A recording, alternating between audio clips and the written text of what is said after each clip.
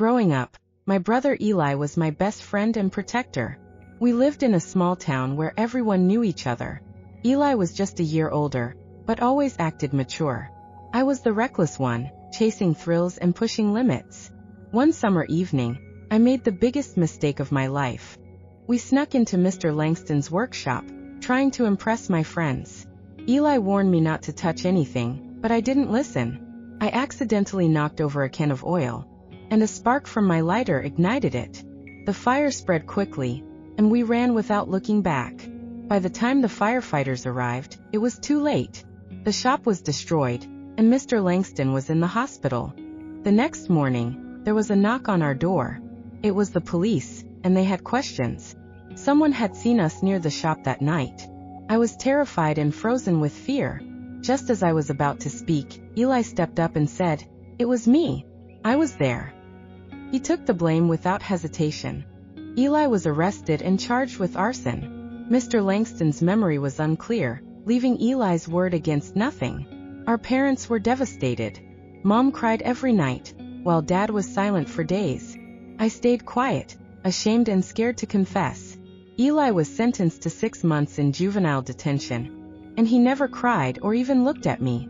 Eli sent me letters every week from behind bars. Each letter was filled with concern for me and our parents. He would write things like, "Hope you're doing all right and stay out of trouble." Reading those words alone in my room brought me to tears. I wanted to confess, but time passed, and I let my guilt remain buried. When Eli came home, everything had changed. He was not the same person. Quieter and more withdrawn, his smiles became infrequent. We rarely spoke, not out of hate, but because I couldn't face him. One night, sitting in silence on the porch, I finally asked, "Why did you do it?" His reply was simple. "Someone had to protect the family's name." I couldn't believe it. "You didn't deserve this," I said.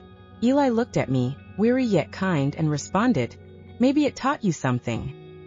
He then took out a folder, a letter from Mr. Langston. As I read it, I learned that he remembered everything. He knew I was the one responsible, but chose to stay silent because Eli had been visiting him, apologizing and helping. Mr. Langston forgave Eli, seeing character in his actions. That night, my life changed forever. I confessed to my parents, and we all cried together. They didn't rage, they just hugged me, concerned I might disappear again. Eli smiled, not because I came clean, but because I was finally becoming who he believed I could be. I will always remember his sacrifices, his future, pride, and freedom. Now, years later, I work at Mr. Langston's rebuilt shop. When people ask how I got here, I proudly say, because my brother believed in me, even when I didn't believe in myself. I carry his lessons with me every day, striving to be the person he hoped I would become.